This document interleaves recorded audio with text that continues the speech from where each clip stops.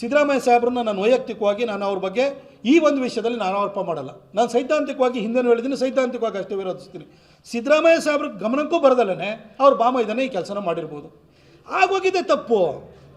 ಅದನ್ನು ಒಪ್ಕೊಂಡ್ರೆ ಅವ್ರು ಚಿಕ್ಕವರಾಗಲ್ಲ, ದೊಡ್ಡ ಮನುಷ್ಯ ಆಗ್ತಾರೆ. ಯಾಕೆಂತಂದರೆ ಇದರಿಂದ ದೊಡ್ಡ ಹಗರಣ ಹೊರಗಡೆ ಬರುತ್ತೆ. ಮೈಸೂರಿಗೆ, ನಮ್ಮ ಮೈಸೂರು ಅರ್ಬನ್ ಡೆವಲಪ್ಮೆಂಟ್ ಅಥಾರಿಟಿ ಏನಿದೆ ನಮಗೆ ಮೂಡಕ್ಕೆ ಸುಮಾರು 3,000-4,000 ಕೋಟಿ ರೂಪಾಯಿಯಷ್ಟು ಆದಾಯ ಬರುತ್ತೆ. ಅದಕ್ಕೆ ಕಾಳಜಿನ ಇಟ್ಕೊಂಡು ಮಾಡಲಿ ಅಂತ ನಾನು ಅಷ್ಟೇ ಕೇಳ್ತಾ ಇರೋದು. ಈ ಥರ ಎಷ್ಟೋ ಪ್ರಕರಣಗಳು ಏನು ಸಂಭವಿಸಿದೆ. ಯಾವುದೋ ಸರ್ಕಾರಿ ಜಮೀನಿಗೆ ದಾಖಲಾತಿ ಸೃಷ್ಟಿ ಮಾಡ್ಕೊಂಡಿದ್ದಾರೆ, ಅದನ್ನು 50-50 ತೊಗೊಂಡಿದ್ದಾರೆ. ಅಲ್ಲಿ ಸದಸ್ಯರಾಗಿರೋರ್ಗೂ ಅದ್ರದ್ದೇನು ಅರಿವಿಗೆ ಬಂದಿರಲ್ಲ, ಆಗೋಗಿದೆ. ಯಾರು ಅದಕ್ಕೆ ರೆಸ್ಪಾನ್ಸಿಬಲ್, ಯಾರನ್ನ ಮಾಡಬೇಕು? ಅದರೊಳಗಡೆ ಯಾರು ಫೈಲನ್ನು ರೆಡಿ ಮಾಡ್ಕೊಂಬಂದ್ರಲ್ವ, ಹಾಗಾಗಿ ಆಳಕ್ಕೆ ಹೋಗಬೇಕಾಗುತ್ತೆ. ಕೆಳಗಡೆಯಿಂದ ಒಂದು ಕೇಸ್ ವರ್ಕರಿಂದಲೂ ಆಳಕ್ಕೆ ಹೋಗಬೇಕಾಗುತ್ತೆ. ಸಿದ್ದರಾಮಯ್ಯ ಸಾಹೇಬರು ಈ ಒಂದು ಸೈಟನ್ನು ಸರೆಂಡರ್ ಮಾಡಿ ಅದೊಂದು ನ್ಯಾಯಾಂಗೀಯ ತನಿಖೆಗೆ ಅವ್ರು ಕೊಡ್ತು ಅಂತಂದರೆ, ಅಥವಾ CBIಗೆ ಕೊಡ್ತೀವಿ ಅಂತಂದರೆ CBIಗೆ ಕೊಡಲಿ. ನ್ಯಾಯಾಂಗೀಯ ಕೊಟ್ಟರೆ ಕೊಡೋದ್ರಿಂದ ಮುಖಾಂತರವಾಗಿ ಅವರೇ ಒಂದು ಒಳ್ಳೆ ಮೇಲ್ಪಂಕ್ತಿನ ಹಾಕ್ಕೊಡ್ಬೋದು. ಈಗ ಕೊಟ್ಟಿರೋದು ಯಾರು? IAS ಅಧಿಕಾರಿಗಳು. ಅಲ್ಲಲ್ಲ, ಒಂದು ನಿಮಿಷ ನಾನು ಹೇಳ್ತಿರೋದು, ಒಂದು ನಿಮಿಷ ಹೇಳ್ತೀನಿ. ನಾನು ಹೇಳ್ತಾ ಇರೋದು, ನಾನು ಮೊದಲು ಹೇಳಿದೆ, ಈಗ ಈಗ ನನ್ನ ಮೇಲೆ ಪ್ರಶ್ನೆ ಬಂದಿರಬೇಕಾದ್ರೆ ನಾನು ಅದನ್ನು ಸಮರ್ಥನೆ ಮಾಡಿಕೊಂಡು ಯಾವುದೋ ಒಂದು ತನಿಖೆಗೆ ಆದೇಶ ಮಾಡಿದೆ ಅಂತ ತಿಳ್ಕೊಳ್ಳಿ. ಅದರ ಅಧಿಕಾರಿಗಳು ಇದ್ದಾರೆ ಆ ಕಮಿಟಿ ಒಳಗಡೆ. ಹೆಂಗೆ ಈಗ ಒಬ್ಬ ರಾಜ್ಯದ ಮುಖ್ಯಮಂತ್ರಿಯೇ ಕಟಕಟಗೆ ಬಂದು ನಿಂತಿರಬೇಕಾದ್ರೆ ಅವರೇ ನೇಮಕ ಮಾಡಿರುವಂಥ ಸಮಿತಿ ಅವರ ತಪ್ಪನ್ನು ಮೊದಲು ಒಪ್ಕೊಳ್ಳದಿದ್ದರೆ ಅವ್ರ ವಿರುದ್ಧ ಹೆಂಗೆ ತೀರ್ಪನ್ನು ಅಥವಾ ಒಂದು ವರದಿನ ಕೊಡಲಿಕ್ಕೆ ಸಾಧ್ಯವಾಗುತ್ತೆ?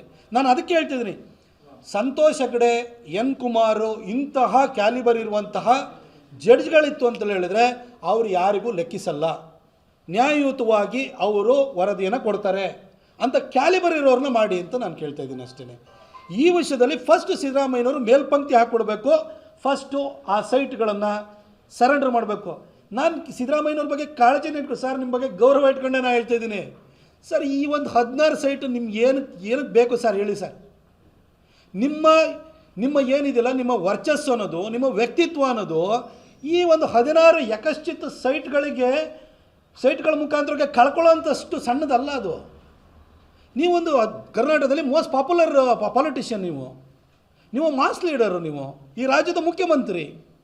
ನೀವಿವತ್ತು ಈ ಒಂದು ಪ್ರಕರಣ ನಿಮ್ಮ ಕುಟುಂಬದ ಮೇಲೇ ಬಂದಿರೋದ್ರಿಂದ, ಈ ಒಂದು ಪ್ರಶ್ನೆಗಳು ನಿಮ್ಮ ಕುಟುಂಬದ ಮೇಲೆ ಎದ್ದಿರೋದ್ರಿಂದ ನೀವು ಅದನ್ನು, ನಾನೇನು ನಿಮ್ಮ ಹತ್ರ ರಾಜೀನಾಮೆ ಕೊಡಬೇಕು ಅಂತ ನಾನು ಹೇಳ್ತಿಲ್ಲ. ಫಸ್ಟ್ ಸೈಟನ್ನು ಸರೆಂಡರ್ ಮಾಡಿ, ಅದ್ರ ಮುಖಾಂತರವಾಗಿ ಒಂದು ನ್ಯಾಯಸಮ್ಮತವಾದಂತಹ ತನಿಖೆಗೆ ನೀವು ಆದೇಶವನ್ನು ಮಾಡಿ ಅಂತ ನಾನು ಕೇಳ್ತಾ ಇದ್ದೀನಿ.